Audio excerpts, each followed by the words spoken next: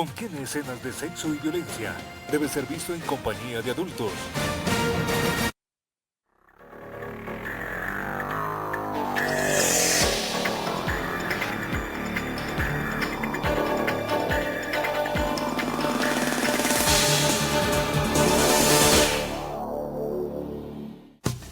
Los temas ambientales cobran cada vez mayor importancia para los ciudadanos en todo el mundo y los hechos de 2017 son una clara muestra de ello. Los efectos cada vez más evidentes del calentamiento global, la salida de Trump del Acuerdo de París que pretende luchar contra este fenómeno, la contaminación de los mares, la lucha global contra los combustibles fósiles, los huracanes, las sequías y los incendios en varios países del planeta. En Colombia la lista de acontecimientos también es nutrida. La deforestación sigue avanzando vertiginosamente sobre la Amazonía, los conflictos por la delimitación de los páramos y las polémicas por la validez de las consultas populares para prohibir o permitir actividades extractivas. Además, la avalancha de Mocoa que dejó casi 400 muertos y destruyó gran parte de la ciudad, dejó al descubierto las fallas del país en materia de ordenamiento territorial y gestión del riesgo. Sin embargo, en medio de esta cantidad de sucesos, vale la pena detenerse y reflexionar sobre aquellos que tuvieron un mayor impacto en el país y en el mundo. Ese será justamente el tema de esta noche en Semana Sostenible. Los encargados de hacer este análisis retrospectivo serán Víctor Hugo Malagón, economista de la Universidad del Rosario y especialista en integración en el sistema internacional, Andrés Bermúdez Líbano, periodista en temas ambientales, y Diana Rodríguez Franco, investigadora principal de Justicia. Pregunta: ¿cuáles fueron los grandes hechos ambientales de 2017?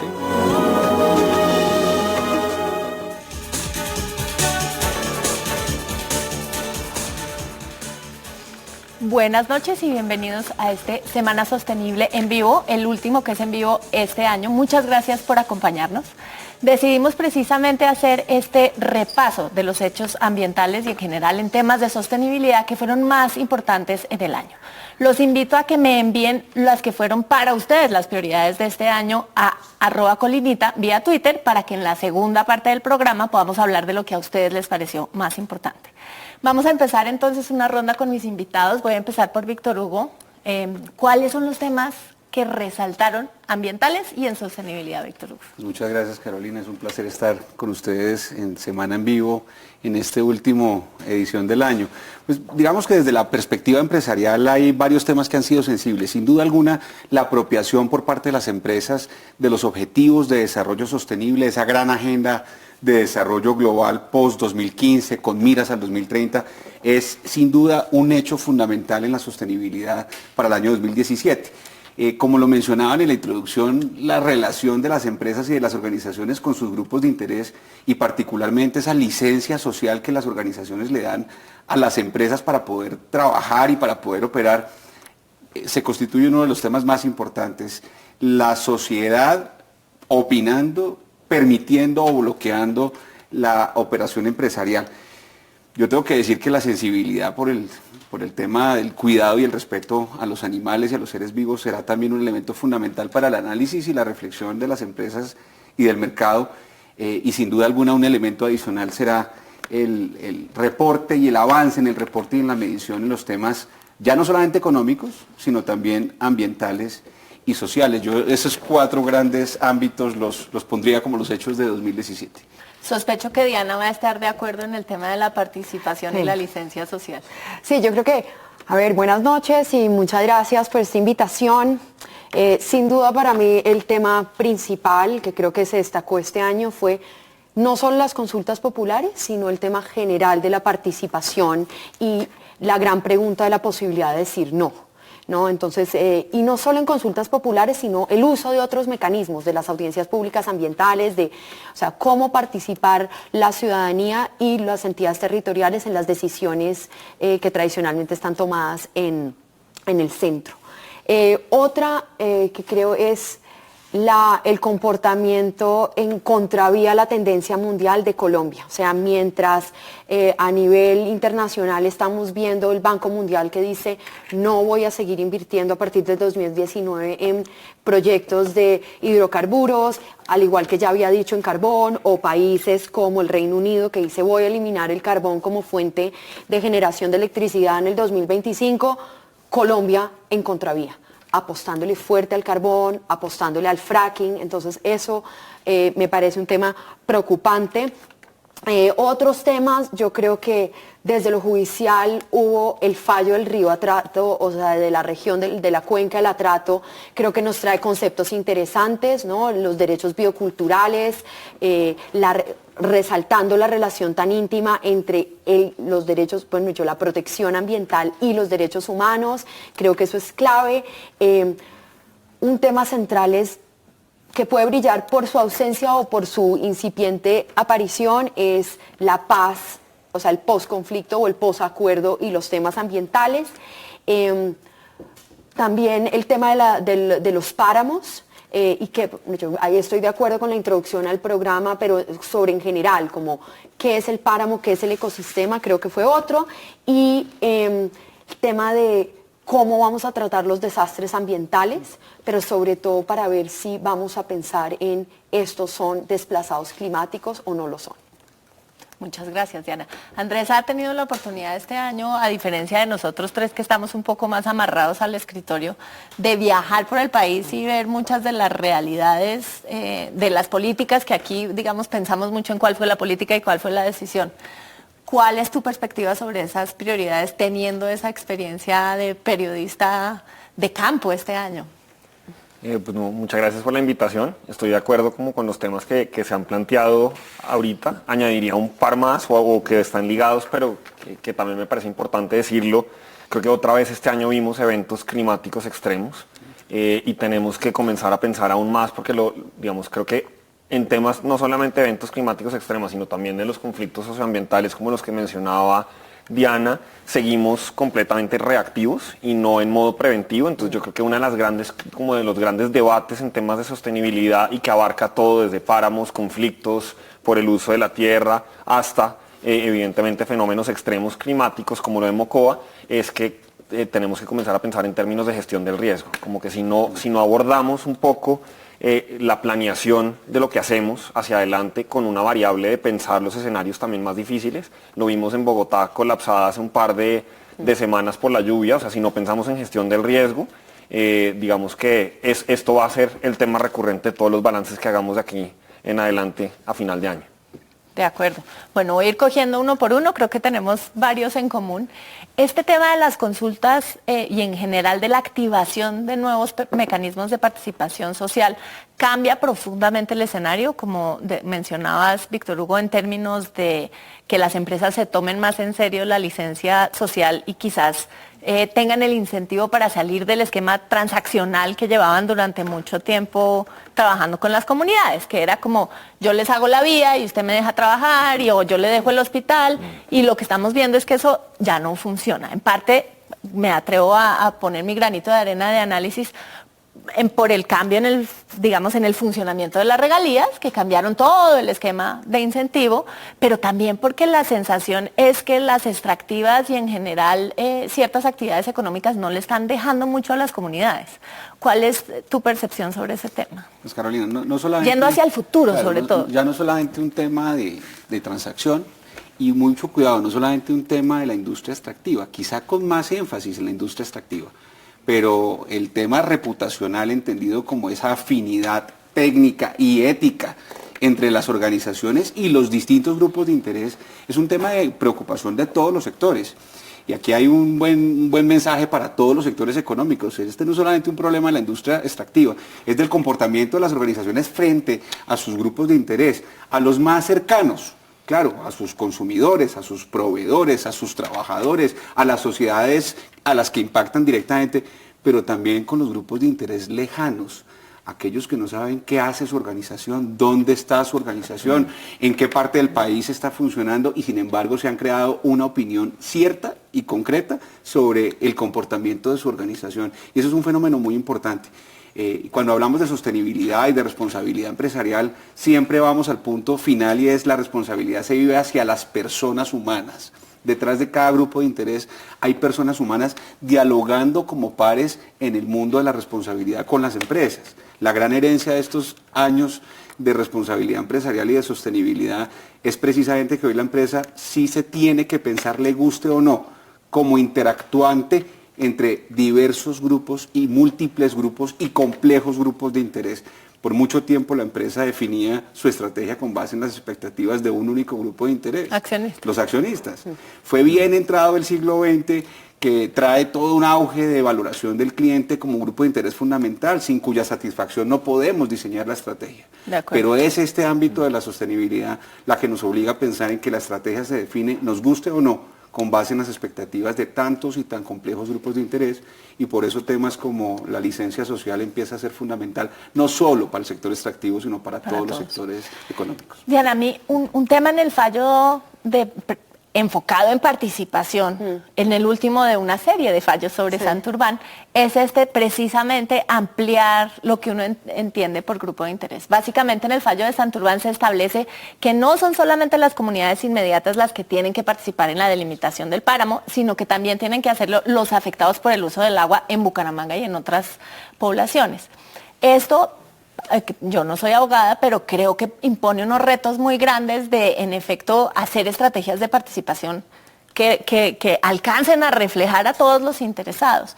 ¿Cómo ven ustedes ese tema jurídicamente y cuál puede ser el impacto en el futuro cercano? A ver, yo creo que es importante, yo creo que cuando salió el fallo reciente, hubo una preocupación sobre todo de muchos técnicos ambientales diciendo, pero ¿cómo así? Entonces ahora todo el mundo va a participar en la delimitación técnica de un páramo. Yo creo que ahí hay que hacer una diferencia entre dos cosas. Uno, ¿cuál es la delimitación? Pero que la delimitación no es solamente dibujar la frontera del páramo, sino que hay unas implicaciones también mayores de esa delimitación. ¿Qué actividades quedan por dentro y por fuera? ¿Cuáles son las formas de transición que van a hacer unas comunidades que tradicionalmente han sido mineras y ahora quedan dentro de la línea del páramo? Yo creo que la participación se está refiriendo sobre todo a esa segunda parte. No entrarle a decir, mire, yo no creo en la delimitación del Humboldt, ¿no? Aquí hay frailejón, aquí no hay Acá no hay frailejón. frailejón, no. Yo creo que eso es muy importante que sea un tema de los técnicos. De hecho, la Corte en otro fallo le dijo al gobierno, si usted no se va a acoger a la delimitación del Humboldt, tiene que explicar por qué. Y eso es algo importante, que es parte de lo que vuelve a reforzar en Santurbán. Entonces la participación yo creo que puede ser muy valiosa para la segunda parte, para preguntarnos cuáles pueden ser unas actividades de transición, cómo y qué hacer en las zonas de amortiguación, cuáles son las preocupaciones de la gente realmente que ahora esto se delimite como páramo. Y ahí yo creo que el mensaje central es, siempre en participación vamos a tener el reto de qué tan participo y quién es representativo. Pero yo creo que el mensaje central en esos fallos es que tenemos que cambiar la concepción de participación como mera socialización a que sea una participación activa y eficaz donde la opinión de los otros sea tomada en cuenta. Entonces ahí es donde yo creo que es el gran empujón de la Corte. Te hago una breve de seguidilla y eso impone una preocupación similar a la que existe hoy en día con la consulta previa y es cómo lo financiamos, porque al final el Estado acaba siendo responsable pues de sentar a la gente, no solo de mostrar el proyecto, sino de realmente escuchar. Y eso, digamos, la idea es que una consulta previa bien hecha vale entre 2.000 y 3.000 millones de pesos cuando es un proyecto de ley y uno tiene que consultar a todas las comunidades. No es una plata menor, no es plata que tenga el Estado y menos en estos momentos de crisis. Ese tema... ¿Cómo lo manejamos? Yo creo que es que la respuesta está en que hoy por hoy nos estamos gastando los recursos en hacer esa participación, pero la estamos haciendo con la concepción equivocada. Santurbán es un caso perfecto y hay una cita espectacular en ese caso y hay un momento que ya había montadas unas mesas de discusión en Santurbán y el ministerio dice, palabras más, palabras menos, está perfecto en el fallo, dice, mire, la decisión igual ya fue tomada, esto es un tema de procedimiento. Entonces, ahí está el problema, ya las están haciendo, ya se están gastando la plata, ya están yendo a región, cambie la concepción, es decir, la plata ya está, úsela bien. De acuerdo. ¿Y cómo evitamos, Carolina, también, si me lo permiten, la cartelización? Ya que estamos tan de moda los carteles, pues cómo evitamos el cartel de las consultas previas y cómo evitamos que el modelo se use en contra del Estado y con el ánimo de capturar al Estado y no con el ánimo de construir valor con las comunidades y no a través de las comunidades. Andrés, hablando desde el terreno, este tema de la participación, ¿qué tanto está pidiendo la gente más reconocimiento de sus preocupaciones. Últimamente tú has estado más bien en zonas donde el posconflicto es la principal preocupación, pero aún así, ¿qué futuro le ves a la participación activa y qué tan preparada está la comunidad para participar? Yo creo que en este tema, y sobre todo en estos conflictos socioambientales, y no solo la consulta previa, sino también las consultas populares, uno puede ver cómo ninguno, digamos, la mayoría de los actores nunca pensaron, un poco como decía ahorita Diana y también decía Víctor, en generar unos espacios de diálogo completamente horizontales, donde de verdad la gente pudiera poner, si es la comunidad, poner su preocupación, si es la empresa, poner su proyecto, si son las autoridades locales y las nacionales, lo mismo. Entonces, el punto es que llegamos a todos estos espacios de discusión tarde, cuando ya estalló la bomba social. En las comunidades, con o sin razón, digamos, no importa en este momento, ya están pensando en estrategias más extremas, conscientes obviamente que las vías de hecho terminan en la práctica yéndose en contra de ellas, se fueron por mecanismos mucho más políticos y jurídicos como las consultas populares, y vemos como un escalamiento en la conflictividad, y al final pues no hay, digamos, ninguna capacidad de diálogo, pero yo creo que las capacidades sí las tiene la gente. Lo que pasa es que hemos dejado llegar demasiado lejos esos escenarios. A mí hay un caso que me impacta mucho porque ahí yo vi cómo realmente sí funcionaba el diálogo horizontal, y al mismo tiempo va como un poco a lo que contaba Diana ahorita, de que hay espacios, solo que no sabemos usarlos. Hubo un programa completo de gobierno en el ministerio cuando estaba el ministro del Interior, Fernando Carrillo, lo barrió apenas llegó a Aurelio Iragorri, y era un programa de diálogos preventivos con las empresas petroleras en Casanare y Putumayo, las comunidades y las autoridades. Y arrancaban con metodologías súper específicas, actores bien escogidos entre cada grupo, y generaban confianza a partir de resolver un problema que tenía la comunidad, que la comunidad escogía por acuerdo común, y empezaban todos a trabajarle. En el caso, yo me acuerdo, yo estuve en Paz de Ariporo, estaban trabajando en la formalización de la tenencia de la tierra, porque si la gente tenía título, básicamente una servidumbre, le podían pagar mejor la empresa. Y lo bonito era que como estaban en un espacio completamente horizontal, sí avanzaban los diálogos. Eso pues lo cercenaron sin siquiera avisarle a las comunidades y a las empresas, pero el punto es, las capacidades sí existen. Y es eso. Y además es que hay un reto, pensando no solamente en qué nos dice este año como para el futuro, y es que tenemos que cambiar ese chip de pensar que participación es cuello de botella. O sea, cuando uno abre un COMPES de infraestructura y las consultas previas son un cuello de botella, y cuando uno oye a ministros estar diciendo, ahora las consultas populares se están volviendo en otro, estamos perdiendo la noción, el gobierno central está perdiendo una oportunidad de oro, ahí sí, para, ¿no?, aprovechar ese conocimiento local, ¿no?, que es muy distinto a información, porque entonces puede que el gobierno central tenga mucha información sobre el proyecto, en Excel, la infraestructura en Excel, pero el conocimiento local no lo tiene en un país tan complejo como Colombia. Entonces, cuando el punto de partida es la participación es un cuello de botella, cuando uno lo ve en los documentos públicos, uno dice, acá, ¿no?, estamos perdiendo esta oportunidad de realmente incorporar esto. Pero tú hacías una pregunta al principio, se la hacías a Víctor, de ¿por qué estamos viendo esto? No, como ¿por qué este deseo de participar? Y yo creo que esto es síntoma y que si sabemos algo más. Yo creo, primero que sí, que las comunidades sí tienen más conocimiento. Se ha tildado mucho que las comunidades son ignorantes, se están votando porque están...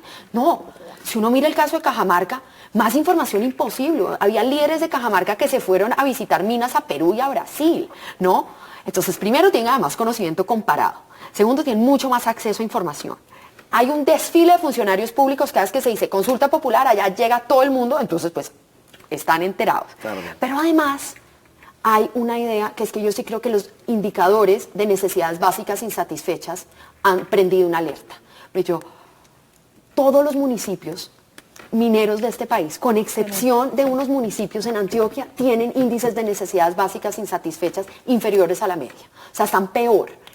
Eso la gente lo está viviendo. O sea, la gran promesa del carbón, la gran promesa del oro, la gran promesa del níquel, no está llegando. De acuerdo. Y yo creo, si puedo decir una sola cosa, también creo que esto va a requerir, digamos, yo creo que estamos en un escenario también, yo creo que el acuerdo de paz influye en eso, en que la gente está buscando maneras distintas de participar en la planeación de su territorio, y esto va a requerir cambios de mentalidad de todo el mundo. Yo creo que por parte de las comunidades, que a veces sí, digamos, se van rápidamente por la vía más fuerte, pero también de las empresas que claramente no todas lo hacen, pero en algunos casos hay empresas que llegan a los territorios un poco como sintiéndose con el derecho adquirido, porque claro, ya tramitaron un permiso, una licencia, según el caso, a nivel nacional, y el gobierno también lo ve como nosotros ya decidimos a nivel nacional, usted vaya a ver, sí, y usted vaya a ver cómo se las arregla ya más allá también, yo me lavo las manos. Entonces todo el mundo, yo creo que realmente se va a necesitar un cambio de mentalidad. Las capacidades sí están ahí para dialogar, pero estamos todos como mirándolo con un modelo un poco obsoleto y solamente nos damos cuenta cuando ya es bastante tarde y ya todo el mundo dice, aquí ya realmente hay un caso muy difícil de resolver y nos toca hacer unos esfuerzos brutales por desescalar. Andrés, en ese punto hay un tema fundamental también que tenemos que tener en cuenta, digamos, construyendo lo que tú dices de las buenas prácticas, y es que en este tema de consultas previas, de impactos, de generación de valor en las sociedades, solemos meter toda la actividad empresarial en la misma canasta, la lícita y la ilícita, la formal y la informal. Y lo que decía Andrés de las buenas prácticas, pues es evidente que hay buena disposición de algunas comunidades y de muchas organizaciones empresariales a construir valor en ese ámbito del diálogo y en ese diálogo de pares. Cuidado también con la comunicación en términos de meter todo en la misma canasta. Cuidado también con la medición de impactos. Como decía Diana, es muy importante que no solamente se midan los impactos sociales de la acción empresarial con montos talleres, o con gastos, talleres, ¿no? y la pinta de la escuela. Y es un gran reto del sector empresarial que encontremos modelos ciertos de medición de impacto en lo social. Lo hacemos bien en lo económico, lo hacemos bien en lo ambiental. Yo creo que se ha evolucionado mucho en medir impacto ambiental.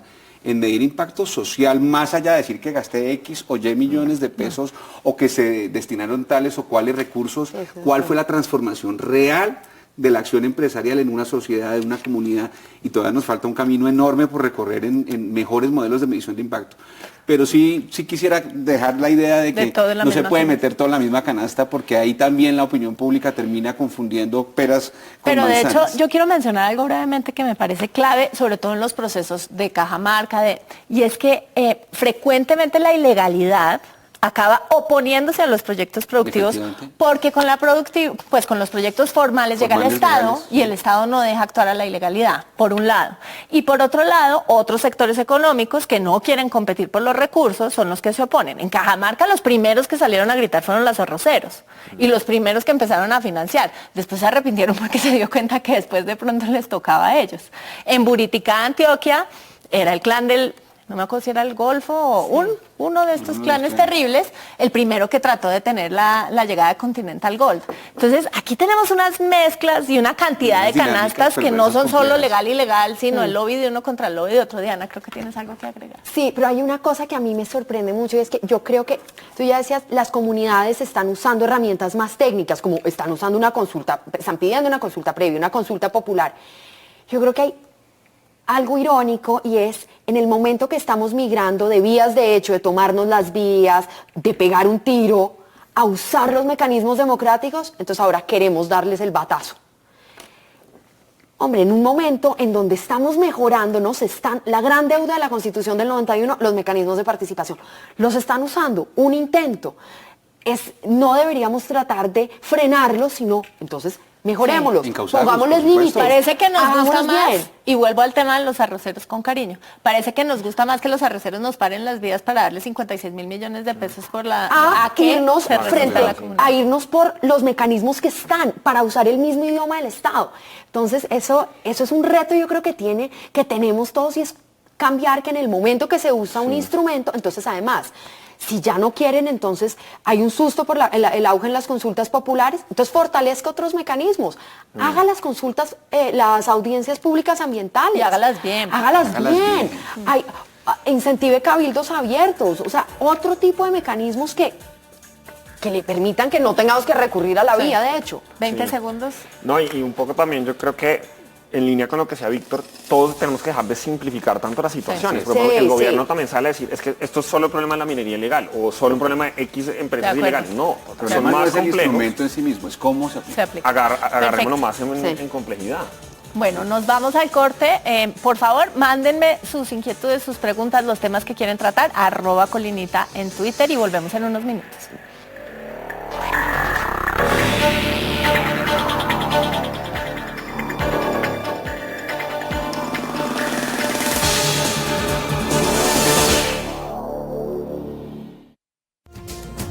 Usted está viendo Cable Noticias, 24 horas de información. En esta edición, la actriz venció la frustración y hoy actúa con éxito en Estados Unidos. Vanessa Gómez y Julieta Suárez afrontan las dificultades con ideas. Existe un labial rojo ideal para todos los labios y tonos de piel. Esto y más en Revista Fucsia. ¡Cómprela ya!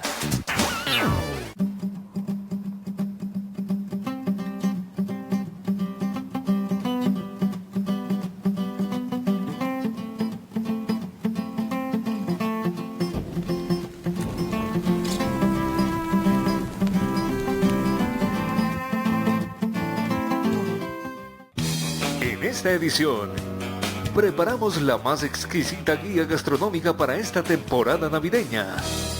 Recetas y tips del protagonista de las diferentes celebraciones en el mundo, el pavo. Cata y recomendaciones sobre los vinos espumantes. Y mucho más. Revista Cocina, cómprela ya.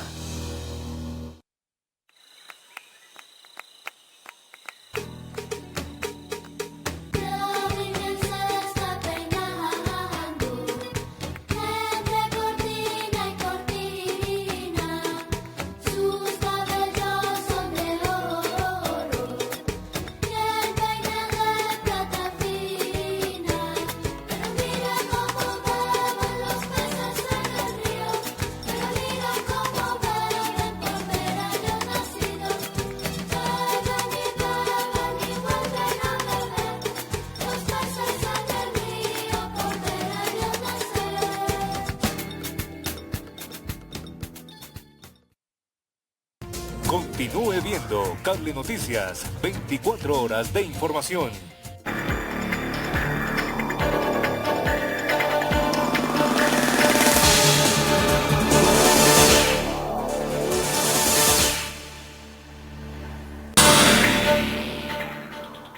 Bueno, y siguiendo un poco con este tema de la participación, vamos a continuar con el tema del río Atrato, que fue un caso histórico en el mundo, es el tercer río del mundo que se gana, digamos, esta protección jurídica especial, uno en Nueva Zelanda, otro en India, que además es el río más sagrado del mundo. Entonces le damos al Atrato un estatus muy importante, simbólico, y ahora el lío es que se crean comisiones y demás para tratar de sanear los problemas del Atrato, que van desde pues profundas problemáticas sociales hasta ahí sí los impactos de la minería ilegal en todo su masivo esplendor, la sobrepesca. Sé que Diana de Justicia ha estado muy involucrado y ustedes, ¿cómo va a ser? Una cosa es la importancia de que se haya dado el fallo, ¿cómo se va a implementar el fallo? Sí, yo creo que ese es un gran logro de la organización Tierra Digna, ese fallo, o sea, haber presentado esa tutela es importante porque sirvió llevar a las Cortes y que la Corte dé la visibilidad sobre esta región que sigue siendo una región olvidada, ¿no? Una región con todas las dinámicas juntas de legalidad, ilegalidad, desastres naturales, todo. Pero entonces, sí, claro, el gran reto de todos los fallos es cómo implementamos. Y evidentemente se crean comisiones, paneles de expertos.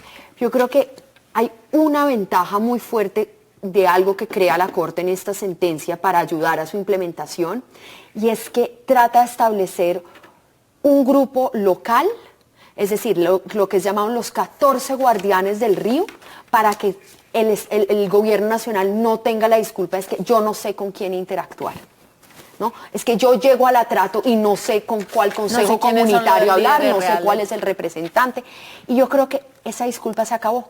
Se acabó porque los consejos comunitarios de la cuenca del Atrato se organizaron muy bien y dijeron, y ya eligieron a los llamados 14 guardianes, y es más, está organizado primero los 14 guardianes que las otras entidades del Estado. Esta semana hubo audiencia, digamos, rinden cuentas, y eso sale con mucha claridad, ya hay con quién interactuar.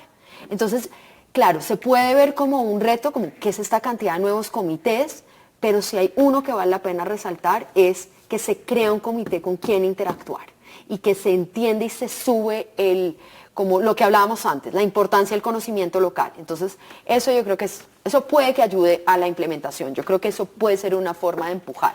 Y a veces, Carolina y Diana, a veces abordamos los temas de manera fraccionada, en compartimentos estancos, ¿no? Los temas medioambientales, los temas legales, los temas jurídicos, los temas de institucionalidad, y a veces lo que nos falta un poquito es hacer el esfuerzo de interacción interinstitucional, de que haya una mejor coordinación desde el Estado y por supuesto también desde la sociedad. Que no la hay visión nada sea en una que el visión Estado sea peor, que el Estado colombiano que sea peor cooperar. que en la coordinación. que la coordinación. Pues claro, el tema no es un tema de compartimiento estanco, el tema es un tema mucho más integral y grandes retos también, tanto del Estado como de la sociedad, es hacerlo de manera articulada. Yo ahí sí tengo que mencionar ejemplos recientes que pueden terminar impactando positivamente este tipo de escenarios como Colombia Científica, que al final recoge el esfuerzo del Ministerio de Educación, de Colciencias, del ICETEX, del Ministerio de Comercio, y deberían ser otras entidades del Estado también diciendo, vamos a invertir recursos de cooperación internacional, vamos a invertir recursos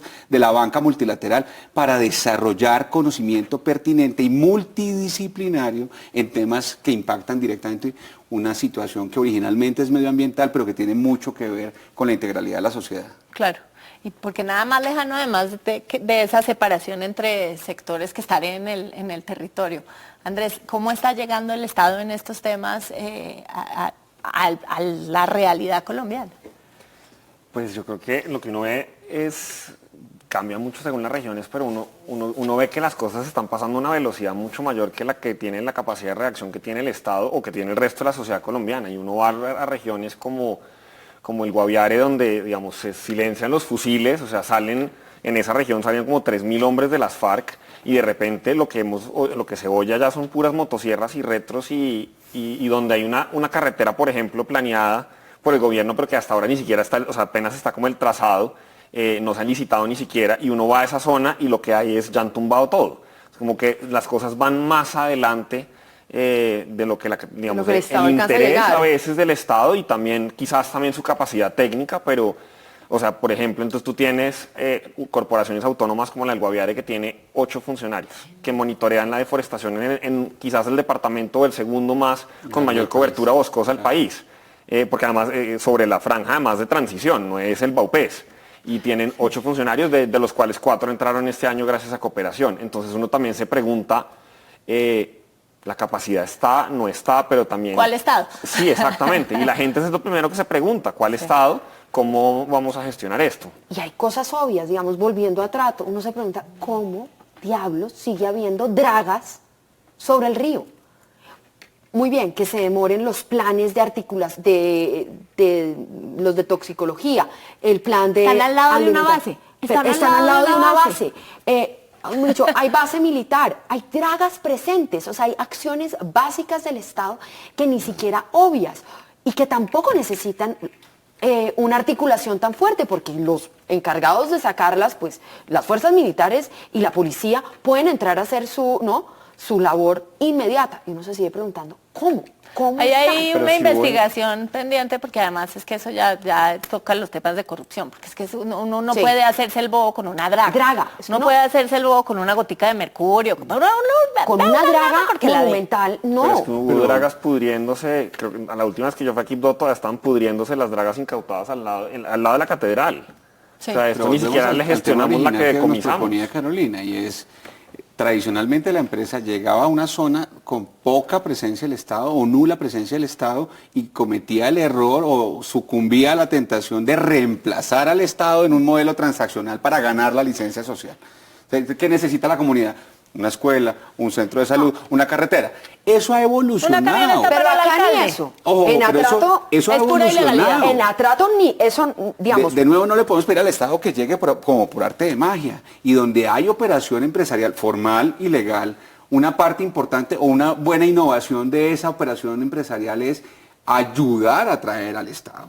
Y ahí cobra vigencia y tiene interés temas como las alianzas público-privadas, más allá de la infraestructura. En realidad, un concepto de alianza público-privada o de partenariado, como efectivamente se pide en los modelos de desarrollo sostenible. Creo que hay grandes oportunidades dos una figuras vez más. que está, no digamos, hemos recorrido nada, pero hay Sí. grandes oportunidades. Ahí está proponiendo el Estado 2 figuras particularmente en el punto que mencionas, que es ayudar a traer el Estado a través de la presencia empresariales. Los obras por impuestos Sí. y los Sí. SOMAC.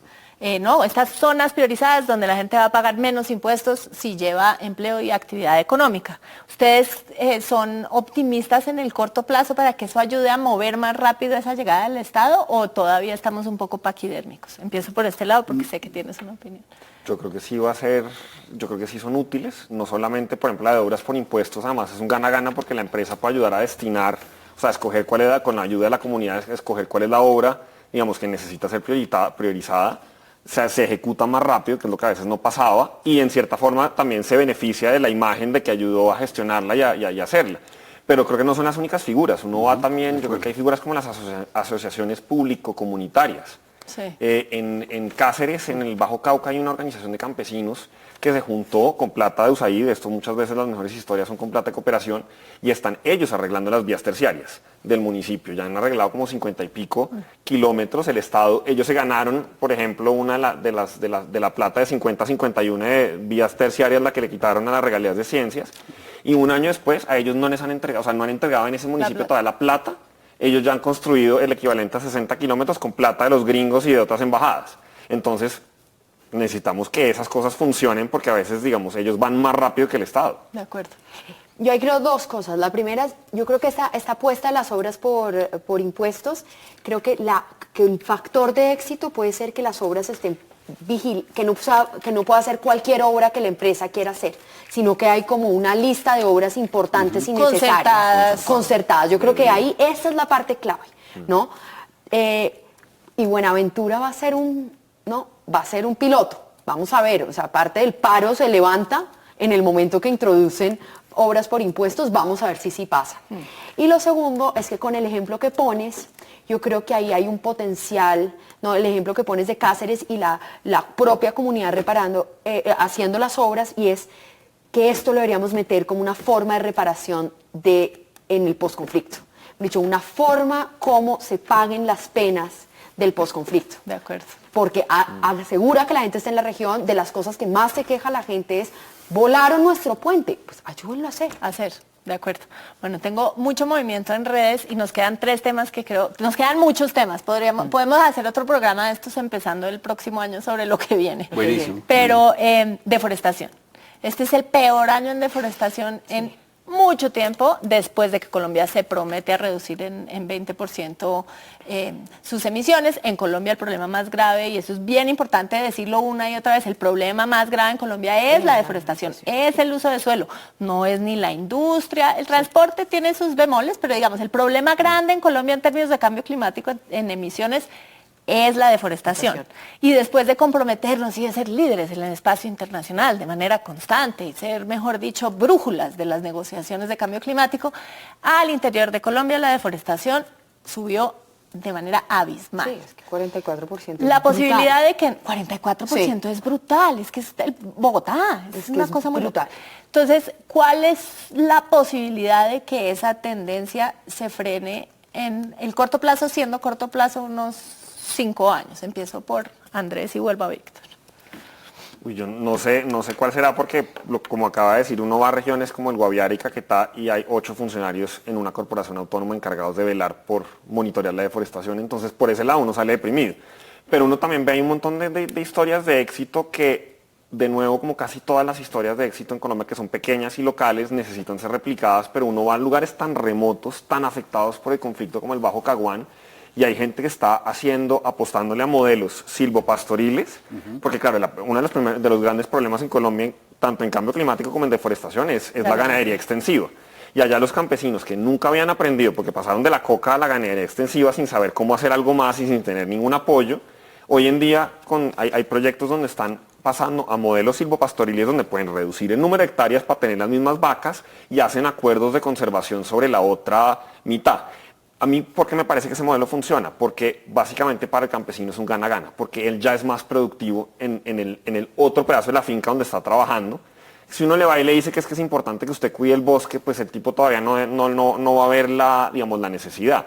Si logramos un poco como traducir esa discusión a un gana-gana para todo el mundo, usted hace esto y con esto gana, y usted hace esto otro y con esto ganamos todos, vamos a poder hacerlo. Solo en un proyecto pequeño que tiene el Fondo Acción en Cartagena del Chairá, ya han reducido, digamos, tienen acuerdos de conservación sobre 5.000 hectáreas de bosque, que es la mitad de lo que pierde Cartagena del Chairá al año, siendo creo que el segundo o el tercer municipio con mayor deforestación. Sí. Necesitamos que ese gana-gana se amplíe y ahí sí tendrá esperanza. Víctor Hugo, en parte, digamos, la tarea de la empresa es involucrarse en los temas parecidos o alrededor de la deforestación y la pérdida de biodiversidad a través de compensaciones, a través de la inversión del 1%. ¿Realmente la empresa está haciendo suficiente? Yo quiero, digamos, retomar y suscribir lo que dice Andrés en 2 puntos, y no me aguanto las ganas de hablar de la lógica de cooperación de la que hablaba Andrés y del modelo multiactor y de la necesidad de que nos quitemos de la cabeza la idea de que alianza público-privada es un tema que tiene que ver con vías y obras públicas. La alianza público-privada es mucho más amplia y implica nuevos actores, implica nuevos recursos. Mencionaba al comienzo el modelo de Colombia Científica, que exige con recursos de cooperación internacional articulados por el Estado que se involucren las universidades acreditadas, las universidades no acreditadas, las comunidades, las universidades internacionales del ranking de Shanghai, el sector productivo en 5 grandes áreas prioritarias para el país y que no fueron construidas en un escritorio en Bogotá, sino que fueron construidas con base en una gran encuesta y una gran búsqueda de pertinencia nacional. Y estoy hablando del tema de alimentos y el tema agro, estoy hablando de la bioeconomía como gran potencial, estoy hablando de la energía sostenible y por supuesto de temas de sociedad y de salud. Cuando uno ve ese enfoque de esa manera, cambia drásticamente el modelo de entender la alianza público-privada simplemente como hacer carreteras o hacer infraestructuras. Dicho lo anterior, el compromiso con temas como la deforestación por parte del sector empresarial viene por esa lógica. Ya no es una lógica de cooperación internacional en donde el cooperante oficial trae un cheque. Es una lógica en donde la comunidad construye, rodeada de lo mucho o poco que hay de institucionalidad, modelos de desarrollo y modelos de sostenibilidad. Las empresas definitivamente, Carolina, están comprometidas con este tema. Yo tengo que decir también con transparencia que a veces lo hacen con más o con menos autenticidad, pero es un camino irreversible. Y esas lógicas de compensación, de cuidado de la naturaleza, de compensación de emisiones en una lógica económica permite que se avance hacia el desarrollo normal de este tipo de iniciativas. No puede ser una cosa filantrópica o simplemente ética, no es por el bien ser, debe haber una lógica de mercado y de creación de valor. Y cuando se ve así, se superan los obstáculos. Pero entonces ahí yo creo que las soluciones es que implementemos mecanismos de fomentar la no deforestación, ¿no? Que impliquen una compensación económica. Y ahí la herramienta que deberíamos apostarle duro es a los pagos por servicios ambientales. Es decir, que a los ciudadanos se les pague por preservar y brindar esos servicios ecosistémicos. Pero también una propuesta que puede ser medio polémica es que no solo sean los ciudadanos, sino también a las entidades territoriales. O sea, los municipios que le apuesten a evitar la deforestación pueden recibir compensación a cambio. Y eso está en el proyecto tienen que poderlo hacer, porque es que un municipio que no va a recibir predial, que no va a recibir otro tipo de impuestos, si no tumba el bosque, ¿qué hace? Entonces no puede ser solamente a pequeñas comunidades, ¿no? Sino que tiene que ser pensado, paguemos por conservar. Esa es una. Otra, aumentemos la información. Ya hay una iniciativa, Infomazonía, de esa hace parte, digamos, de justicia, monitorear cómo está avanzando la deforestación. Otro tema una opción es apoyar la idea del corredor amazónico, ¿no? Es una idea que viene trabajando la Fundación Gaia y de conectar resguardos con los parques. Esa es otra idea factible para realmente pensar cómo vamos con ideas concretas a frenar esto de la deforestación. Y otra que implica, es la última, es la idea de que se le dijo mucho al Estado, pilas que el posconflicto puede ser peor que el conflicto para los temas ambientales. Planación Nacional saltó, dijo eso no puede ser. 16 billones de pesos. Eso no puede ser cierto. Y decía, la experiencia internacional muestra que claramente el conflicto, así no lo queramos, una de las consecuencias no intencionadas del conflicto es la conservación. Y si no entendemos que el posconflicto puede ser peor porque llegan, como ya cuenta Andrés, que se están oyendo las motosierras, pues vamos a llegar muy tarde. Sí. Perdón, porque nos quedan dos temas que me parecen claves. Uno es mencionar brevemente el tema de bonos de carbono. Que el impuesto al carbono, las empresas hoy en día no saben que están pagando impuesto al carbono. Yo estoy impresionada porque hablo mucho con ellas. Todo el mundo está pagando un impuesto por la gasolina desde la reforma tributaria y los grandes consumidores tienen derecho a dejar de pagar ese impuesto si invierten en conservación. Y eso no se sabe lo suficiente, no se está discutiendo. Ya, digamos, Prodeco compró un paquete, hizo el convenio para comprar un proyecto comunitario. Entonces, específicamente otra vez con el Fondo Acción, hoy les estamos haciendo fuerte publicidad, un proyecto comunitario en Cocomazur, que es una comunidad que lleva años organizada y ellos van a, financiar la conservación de esos bosques. Y no quiero perder la oportunidad para hablar de eso porque pago por servicios ambientales aún se siente un poco distante en unas partes, pero esta es plata que ustedes los empresarios están gastando hoy en gasolina y que pueden no gastarse. Y eso es importante y en vez de comprar bosques en China y en Indonesia, que es una posibilidad con brokers, el mercado ambiental comunitario en Colombia ofrece unas oportunidades de paz gigantes que no se pueden dejar a un lado. Entonces ahí fue mi pequeño propaganda. No quiero dejar de hablar de dos cosas. Gestión del riesgo, que está muy de cerca, muy cercanamente relacionada con el tema de deforestación. Mocoa abrió el año con esta tragedia terrible que además por primera vez, digamos, mucho tiempo se dice es que sí, puede ser que haber conservado mejor hubiera ayudado. No, en Mocoa haber conservado hubiera ayudado, ¿no? Y las zonitas que no se fueron, están forestadas. Se ven desde el aire. ¿Qué lecciones nos deja y qué creen que debe pasar rápidamente para que la conservación como método de prevención del riesgo se tome más en serio, Andrés? Pues yo creo que tenemos que empezar, primero yo creo que realmente abordar el tema, digamos, o entender más el tema de que no nos están pasando, o sea, el clima no se está volviendo loco porque sí, y no nos están pasando un montón de eventos aislados, porque estuvo Mocoa este año, pero estuvo la ola invernal brutal hace 2010 y 2011. Entonces, que se estén multiplicando esos fenómenos extremos simplemente muestra una cosa que, o sea, uno, si están conectados, y dos, Colombia, si bien no contribuye relativamente hablando, tanto en términos de emisiones de gases de efecto de invernadero, es muy vulnerable a los impactos del cambio climático. Por eso, para nosotros, el factor crucial es eso que en el Acuerdo de París y en el lenguaje de cambio climático se llama adaptaciones. ¿Cómo aprendemos a vivir con estos cambios que ya están sucediendo? Y la gestión del riesgo es uno de esos componentes. En el tema, por ejemplo, el agua implica lo que el experto en gestión del riesgo, Gustavo Wilche, siempre dice, el agua tiene memoria, el agua sabe a dónde vuelve, entonces pensemos la planeación teniendo eso en cuenta, no podemos taponar un humedal y construir encima como hizo Houston, porque nos pasa lo que le pasó a Houston. Entonces yo creo que sí implica en un primer lugar que abordemos que lo abordemos como algo que ya está sucediendo y que tenemos que estar pensando, no son eventos aislados. Yo Carolina, yo quiero insistir en la lógica del mercado. Hablamos mucho de sostenibilidad y cuando hablamos de sostenibilidad casi siempre, pues porque el origen del concepto es un origen de la reflexión ambiental. Entonces, casi siempre hablamos en las empresas, y lo digo desde lo empresarial y lo gremial, cuando nos referimos a sostenibilidad parece que estuviéramos hablando de medio ambiente. Y no, cuando nos referimos a sostenibilidad hablamos de un concepto de mercado que supone que las organizaciones sean sostenibles en la triple lógica, en la triple cuenta de resultados, en lo económico, claro, en lo ambiental, por supuesto, pero también en lo social. Y cuando uno aborda la sostenibilidad desde esa triple cuenta de resultados, la lógica es distinta.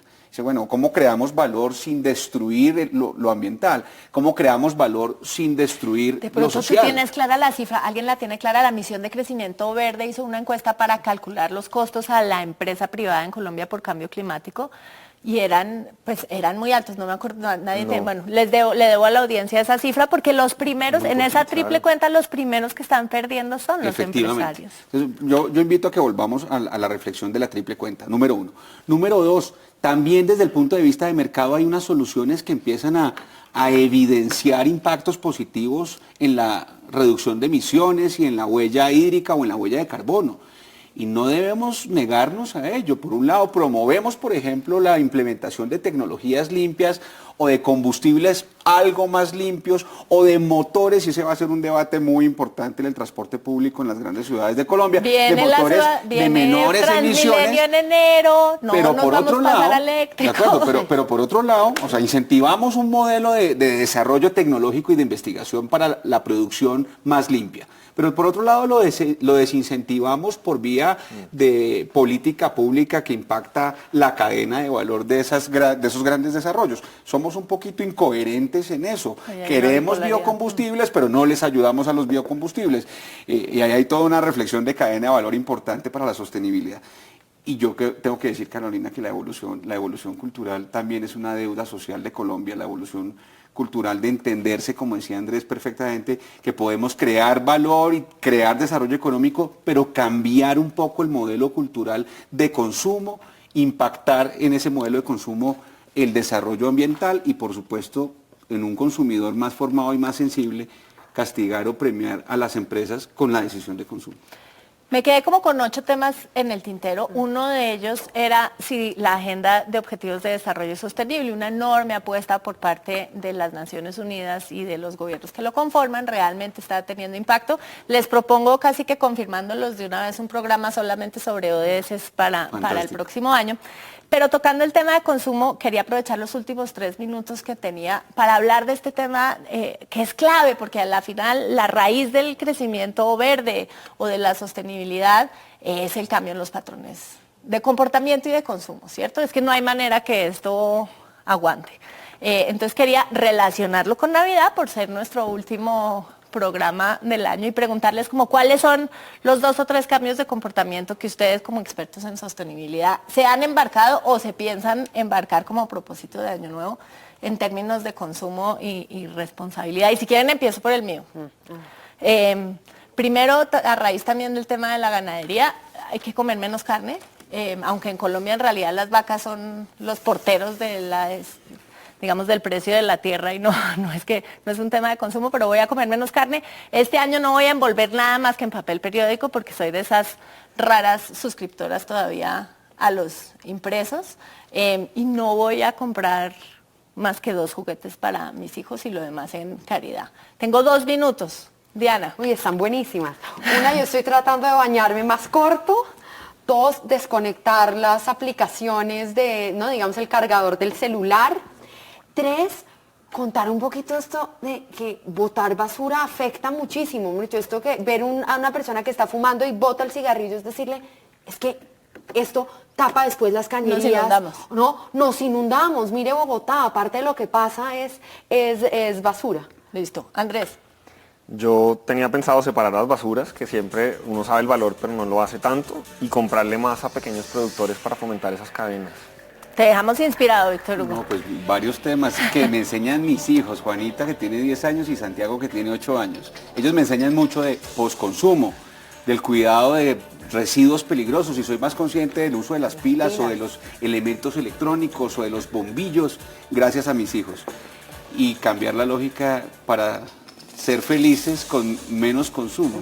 Eso para un economista es la gran contradicción. Lo que le enseñan a uno es que para ganar en felicidad hay que aumentar en consumo. ¿Cómo ganar en felicidad con menos consumo? Y saben que trabajar menos. En Colombia vivimos muy malo porque nos gusta es como trabajar mucho. No, el problema no es trabajar mucho, el problema es trabajar mucho y ser improductivo. Exacto. Bueno, nos vamos con esos mensajes. Invitamos, por supuesto, a la audiencia a que haga sus propios compromisos. Preocuparse por los páramos, por el río Atrato, por las consultas populares no tiene mucho sentido si no tomamos nosotros mismos decisiones para mejorar la sostenibilidad del planeta. Felices fiestas, pásenla bien con responsabilidad ambiental y en todo lo demás. Nos vemos en 2018. Gracias por todo.